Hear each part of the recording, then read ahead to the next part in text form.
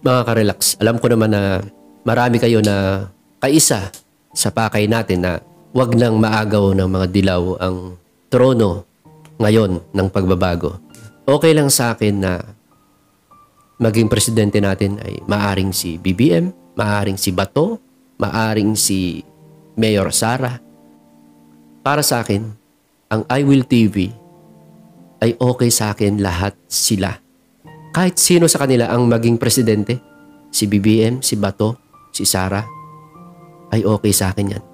Basta hindi dilaw. Kasi ako may tiwala ako kay Mayor Sara, may tiwala ako kay BBM, may tiwala ako kay Bato. At okay sa akin yan lahat.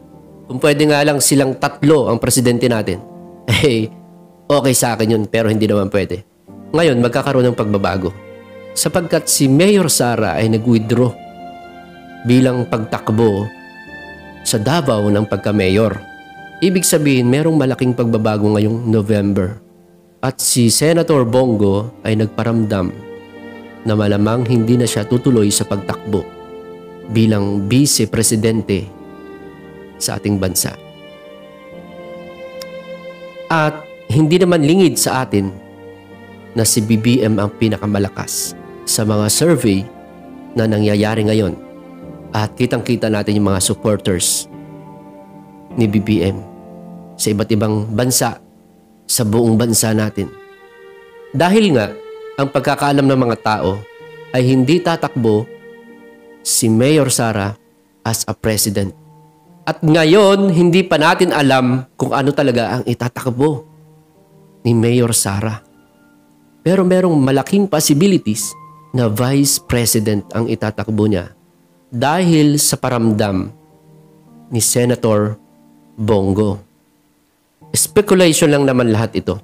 Ganun pa man, ang pinakamalaking good news na mangyayari sa ating bansa ay kapag nagkaisa ang administration, ang mga Marcos, ang Duterte. Kapag nagkaisa yan, pag nagkausap yan, last minute, tapos na. Wala nang dilaw sa Pilipinas. Kaya sinasabi ko sa inyo mga ka-relax, sa mga makakapanood nito, kung ikaw ay BBM ang sinusuportahan mo at mayroon namang Inday Sara, huwag kayong magtatalo. Hindi pa natin alam kung sila'y nag-uusap talaga. Kung mayroon namang supporter ni Bato o Senator De La Rosa, huwag kayong magagalit sa mga supporter ni BBM sapagkat pwede tayong magkaisa. Ngayon, para sigurado talaga na manalo ang pagbabago, matuloy ang pagbabago, dapat tayo magkaisa. Dapat kung sino ang pinakamalakas, yun ang suportahan natin. At alam nyo ba, at hindi lingid sa atin na ang pinakamalalakas na pangalan ngayon na pwedeng tumakbo sa pinakamataas na posisyon dito sa bansa ay si BBM at Sara. Sila talaga ang pinakamalakas. Kapag nagtandem talaga ang dalawang ito, tapos na talaga. Wala nang puwang ang mga dilaw o mga oposisyon. Ito na yung pinakamalaking ganti ni Pangulong Duterte sa mga sumisira sa kanya. No, sa mga tumalikod sa kanya,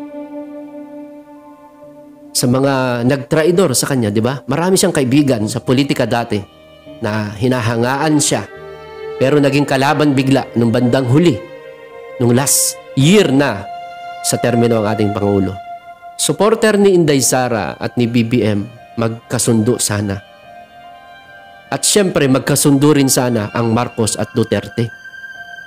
Ito talaga ang magpapanalo sa atin. Nang sigurado. Hindi natin minamaliit si Bato sapagkat iniidolo ko rin si De La Rosa. At qualified siya sa akin as a president.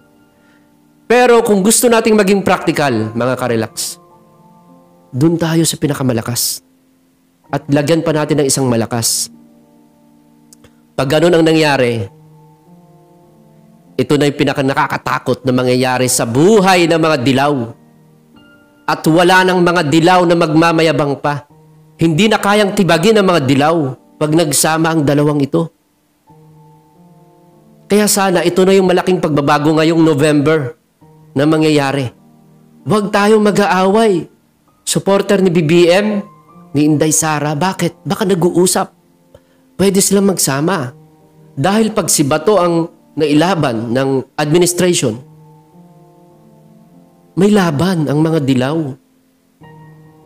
May laban ang mga dilaw. Yan talaga ang totoo. Huwag na tayong magkunwari. May laban talaga ang dilaw kay Bato. Yan ang katotohanan. Although na gusto rin natin si Bato, so ang kailangan natin ay matibay na tandem. Yung sigurado na hindi na makukuha ng dilaw ang trono na talaga nagmamahal sa mga mahihirap. Ang trono na nagbigay ng pagbabago. Ang trono na nag-ayos ng mga kalsada, maraming tulay. Ang trono na nagbigay sa atin ng tunay na kalayaan, yung walang takot na lumabas sapagkat nabawasan ang krimen. Kailangan natin na matibay na tandem. So nalulungkot ako pag mayroong nagtatalo na kumakampi kay Bato, kumakampi kay BBM, kumakampi kay Inday Sara. So hindi pa natin alam ano. Kaya habang wala pang final decision na nangyayari or hanggat wala pang resultang lumalabas na pinali ngayong November para sa plano ng ating administration ni Pangulong Duterte at ng Marcos, antayin natin. Dapat maging sigurado tayo. Simula nung hindi nag-file si Inday Sara, ay talagang si BBM ang lumalabas na pinakamalakas sa mga survey. Pinakamaraming supporter. Diba? Sa caravan pa lang na nangyari nung Sunday, pinakamalakas si BBM. Kaya't si BBM ay sinisira ngayon ng mga dilaw. Gusto nilang ipa-disqualified dahil wala na silang makitang solusyon para talunin dahil kitang-kita na malakas si BBM. Kaya nakakatawa itong mga dilaw. Lahat ng paraan talagang gagawin nila para siraan ang mga Marcos. Pati ang nananahimik na si Imelda Marcos ay sinisira hanggang ngayon para masira ang kanyang anak na si Marcos.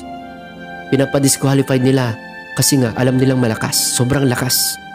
Halos lahat ng mga kaibigan ko, mga kakilala ko, BBM rin. Tapos malakas din si Inday Sara. Samantalahin natin yung kalakasan nila para hindi matibag ng mga kalaban. Kaya't ako, ang I Will TV ay dumadalangin na talagang magkaroon ng tandem na BBM at Inday Sara. Pag nangyari yan, tapos na.